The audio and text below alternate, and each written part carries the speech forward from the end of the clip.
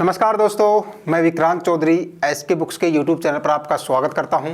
दोस्तों, हमारी SSC GD की क्लासेस चल रही थी, जिसमें आज हम बात करेंगे हिंदी विषय से लिया गया टॉपिक है वाक्यांश के लिए एक शब्द। काफ़ी इंपॉर्टेंट टॉपिक है, हर बार आपके एग्जाम में एक या दो क्वेश्चन पूछे जाते हैं। कंप्लीट करेंगे हम। क्लास की शुरुआत करने से पहले दोस्तों, इस एसएससी जीडी एग्जाम को क्रैक करने के लिए एसके बुक्स द्वारा जो बुक लॉन्च की गई है उनके बारे में आपको डिटेल में बता देता हूँ। ये सभी बुक्स आपको एसके बुक्स पब्लिकेशन की मिलने वाली है। फर्स्ट की बात करें तो ये एसएससी जीडी कांस्टेबल के लिए स्पेशल गाइड तैयार की गई है। इस गाइड में आपको क्या क्या मैटर मिलेगा वो मैं आपको डिटेल में बता देता हूँ। इसको आपके सिलेबस के अकॉर्डिंग बनाया गया है। जो आपका सिलेबस होता है मैथ, रीजनिंग, जीके और हिंदी, कंप्लीट सिलेबस इसके अंदर आपको देखने को मिलेगा और कंप्लीट कवर इसमें कर रखा है आपके सिलेबस को। साथ ही एसएससी जीडी 2011 से लेकर अब तक के प्रश्नों का इसमें चैप्टर वाइज, टॉपिक वाइज और टाइप वाइज बिल्कुल सिस्टमेटिक तरीके से क्वेश्चन उपलब्ध करवा रखे हैं।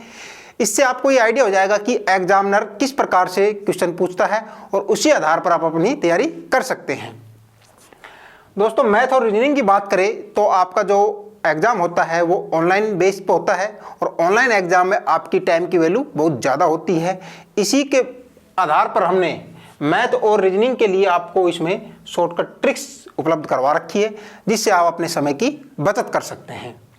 एसएससी जीडी में पहले पूछे गए एमसीक्यू और अब टीसीएस एमसीक्यू के लगभग 4000 प्लस प्रश्नों का इसमें संकलन देखने को मिलने वाला है और सभी प्रश्नों की आपको एक्सप्लेनेशन भी देखने को मिलेगी और इसको लेटेस्ट पैटर्न के अनुसार तैयार किया गया है। इसके कॉम्बिनेशन की बात करें हम तो ये पेपर सेट है, गत वर्षों का पेपर्स का सेट है, जो कि 2011 से लेके 2023 तक के इसमें 35 प्लस पेपर्स आपको देखने को मिलेंगे और प्रत्येक पेपर के प्रत्येक प्रश्न का आपको ऑनलाइन वीडियो सॉल्यूशन देखने को मिलने वाला है।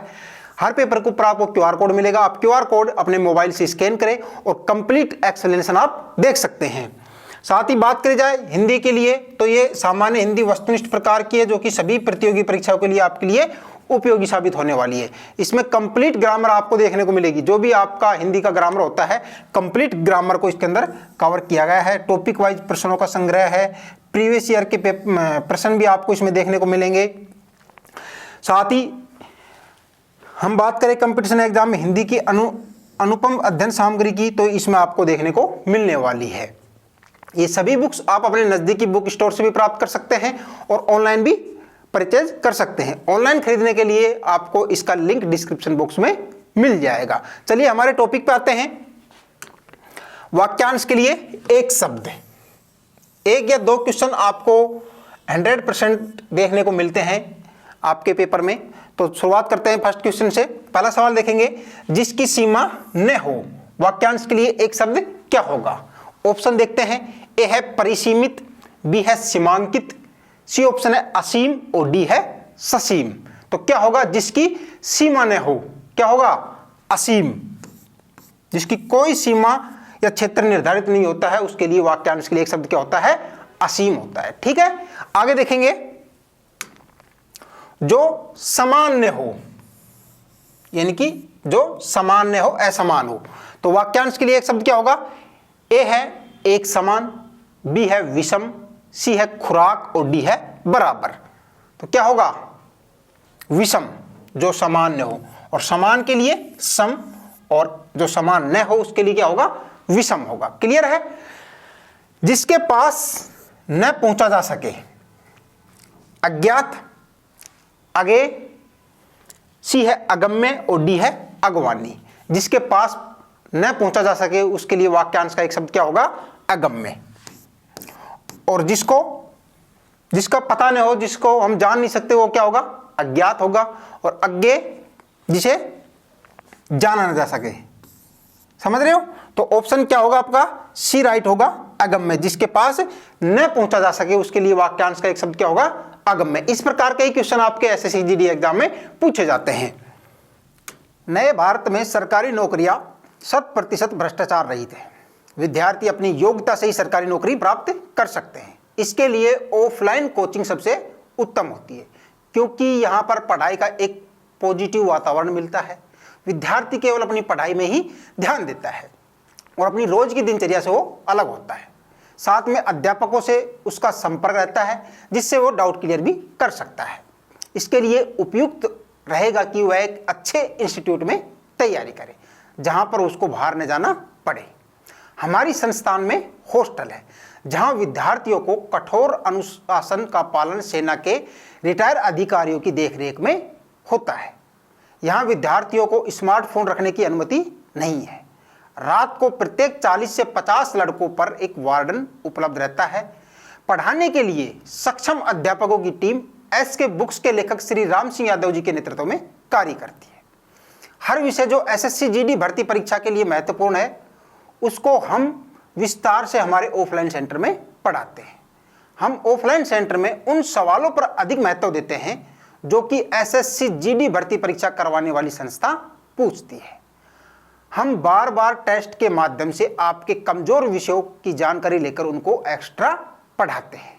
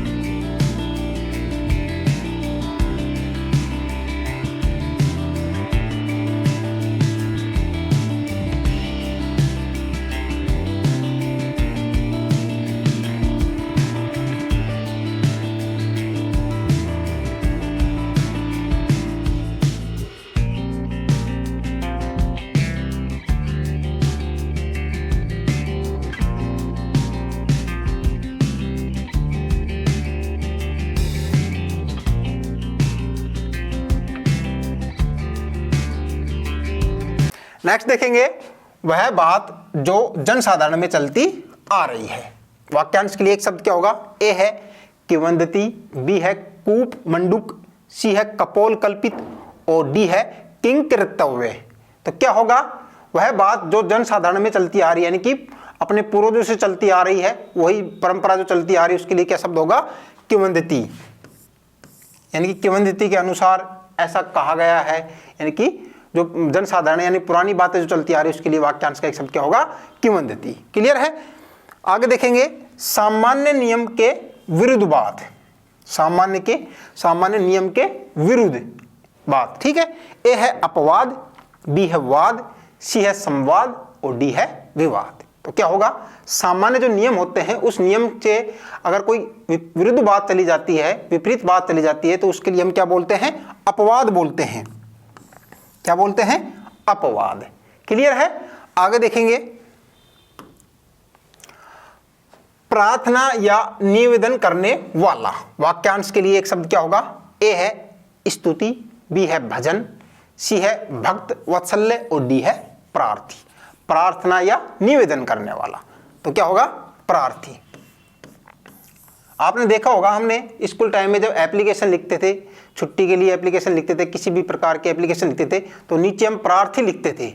तो हम निवेदन कर रहे थे अपने टीचर से कि हमको निवेदन करना है कि हमको छुट्टी चाहिए। इस प्रकार से यहाँ प्रार्थना या निवेदन करने वाला क्या होता है? प्रार्थी होता है। क्लियर है? जिसका वर्णन न हो सके, जिसका वर्णन न हो सके। वाक्यांश के लिए एक शब्द क्या होगा? ए है मणिक्य, बी है हिरण्य, सी है शोभनीय और डी है अवर्णनीय। क्या होगा? जिसका वर्णन न किया जा सके या जिसका वर्णन न हो सके। वाक्यांश के लिए एक शब्द क्या होगा? अवर्णनीय। ठीक है। आगे देखेंगे मन को आनंदित करने वाला। मन को आनंदित करने वाला। ए है मोहित, बी है प्रिय, सी है मनोरंजक और डी है श्रेयस। क्या होगा? मन को आनंदित करने वाला, मनोरंजक। मनोहर की बात करें तो मन को हरने वाला। अगर मनोहर मिले तो आप मनोहर भी कर सकते हैं। ठीक है। तो मनोरंजक इसका वाक्यांश का एक शब्द होगा, मन को आनंदित करने वाला। आगे देखेंगे समुद्र में लगने वाली आग। ये क्वेश्चन काफी इंपॉर्टेंट है और काफी बार एग्जाम में पूछा गया है। ए है बड़वाग्नि, बी है जठराग्नि, सी है दावाग्नि और डी है वनाग्नि। तो क्या होगा, समुद्र में लगने वाली आग के लिए क्या होगा, बड़वाग्नि। और जंगल में फैलने वाली आग,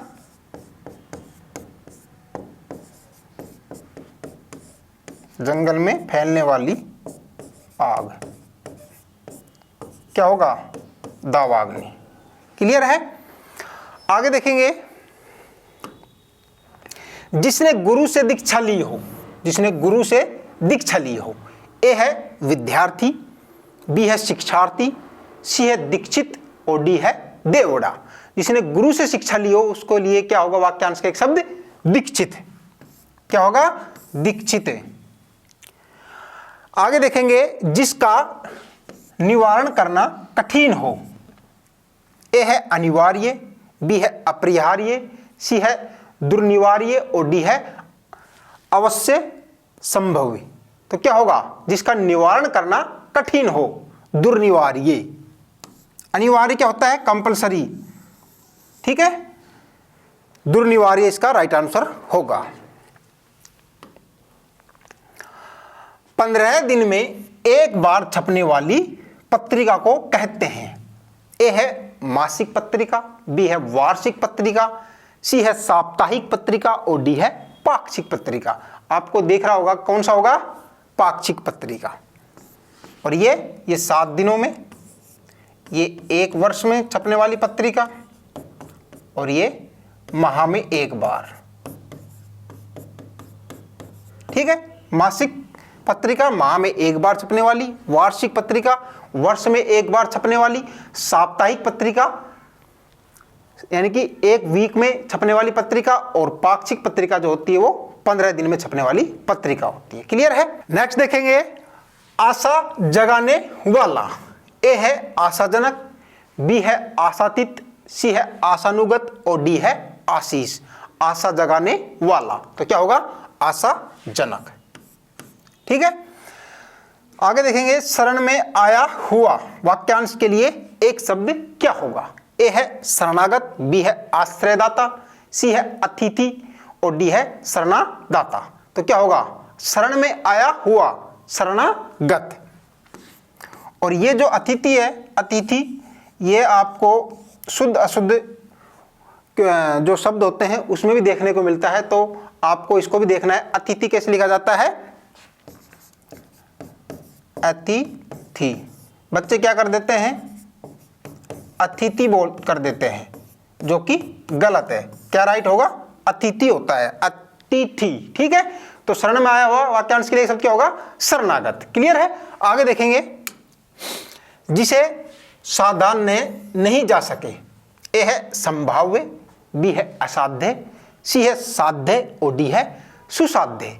जिसे साधा न जा सके क्या होगा, असाध्य। बिल्कुल इजी आते हैं। आगे देखेंगे, आकाश में इतने तारे हैं कि गिने न जा सके।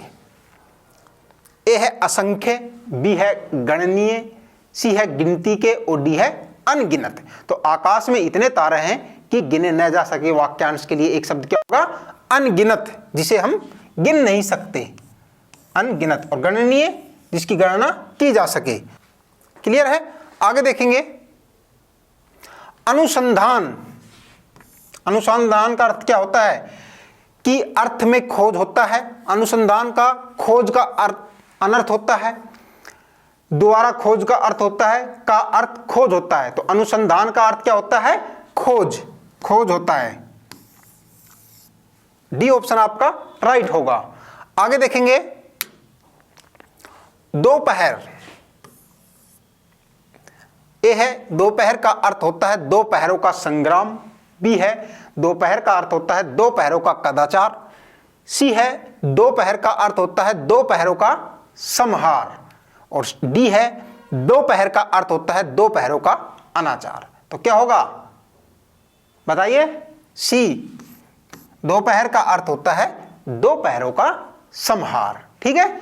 आगे देखेंगे, गुण दोष का समरूप मूल्यांकन करने वाला। ए है जिज्ञासु, बी है शास्त्रज्ञ, सी है ज्योतिषी और डी है समीक्षक। क्या होगा? समीक्षक। क्लियर है? यानी कि दोनों की, गुण और दोष की दोनों का मूल्यांकन जो करता है उसको क्या कहते हैं? समीक्षक बोला जाता है। क्लियर है? आगे देखेंगे, मुमुक्ष जो सुंदर हो, बी है जो मोक्ष चाहता हो, सी है जो बहुत ही भूखा हो और डी है जो चक्कर धारण करता हो। तो मुमुक्ष का अर्थ क्या होगा? जो मोक्ष चाहता हो, मोक्ष की प्राप्ति करना चाहता हो, उसके लिए मुमुक्ष होगा। क्लियर है? आगे देखेंगे, जो कानून के विरुद्ध हो उसे कहते हैं, जो कानून के विरुद्ध यानी कि विपरीत हो। ए है अनियमित, बी है अतिरिक्त, सी है असंभव और डी है अवैध। कानून के विरुद्ध क्या होगा? अवैध। वैध और अवैध। ठीक है? तो अवैध जो कानून के विरुद्ध हो और जो कानून के साथ हो वो वैध होता है। ठीक है? वह भाई जो अन्य माता से उत्पन्न हुआ हो। ए है सहोदर, बी है औरस, सी है अन्योदर और डी है दूरस्थ। तो वह भाई जो अन्य माता से उत्पन्न हुआ हो उसके लिए क्या कहेंगे? अन्योदर। और अनुज को क्या बोलते हैं? आपने देखा होगा अनुज और अग्रज, ये छोटा भाई होता है,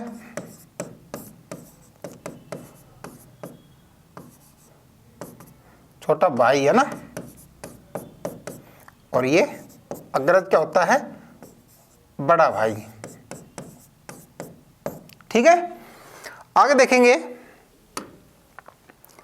वह बालक जिसे गोद लिया गया हो। ए है दत्तक, बी है अंकित, सी है औरस और डी है रहतुआ। क्या होगा? वह बालक जिसे गोद लिया गया हो। क्या होगा? दत्तक। दत्तक पुत्र, जिसको गोद लिया जाता है उसको क्या बोला जाता है? दत्तक पुत्र। ठीक है? आगे देखेंगे, जो बहुत बोलता हो।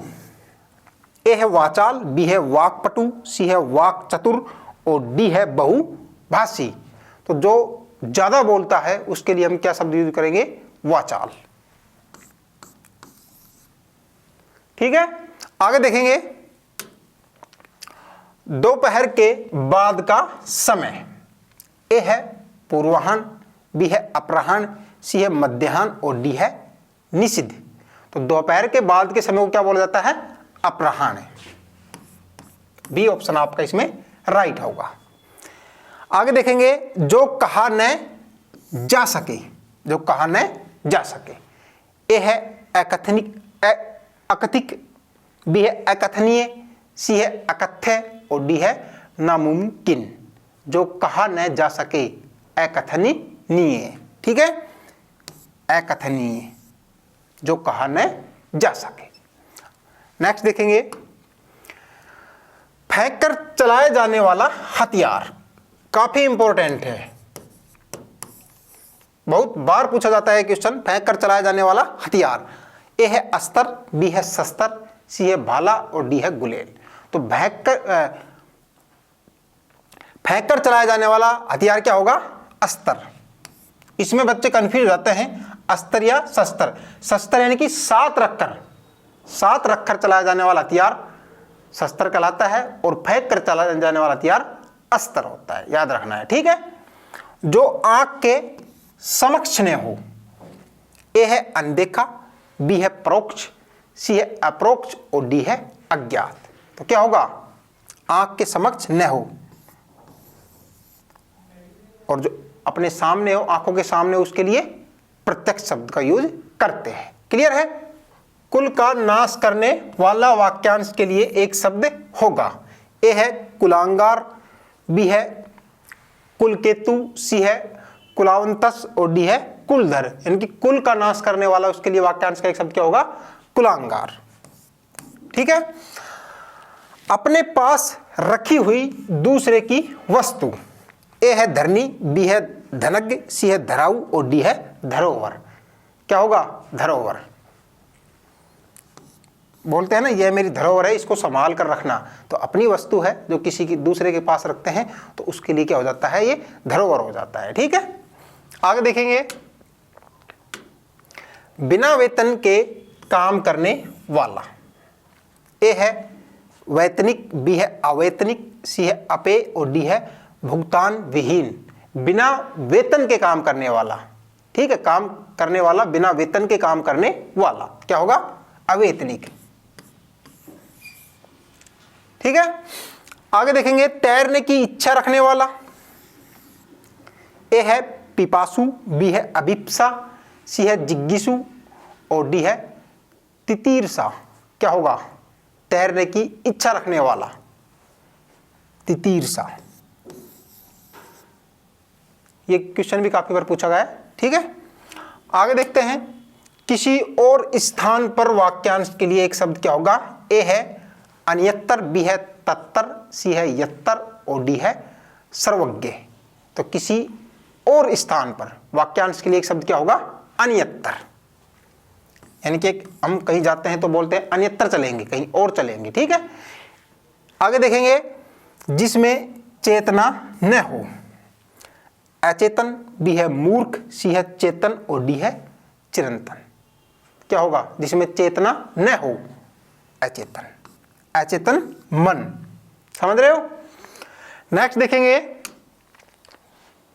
आकाश को छूने वाला। ए है गगनचुंबी, बी है आकाशीय, सी है गगन और डी है खगोलीय। आकाश को छूने वाला क्या होगा? गगनचुंबी। क्रिकेट देखते हो आप, क्रिकेट में कमेंट्री करते हैं तो वो बोलते हैं ये गगनचुंबी छक्का, यानी कि आकाश को छूने वाला छक्का लग जाता है तो उसको क्या बोला जाता है? गगनचुंबी। ठीक है। आगे देखेंगे, जो संविधान के प्रतिकूल हो। ए है सैद्धांतिक, बी है असंवैधानिक, सी है अवैधानिक और डी है वैधानिक। संविधान के प्रतिकूल यानी कि संविधान के विपरीत क्या होगा?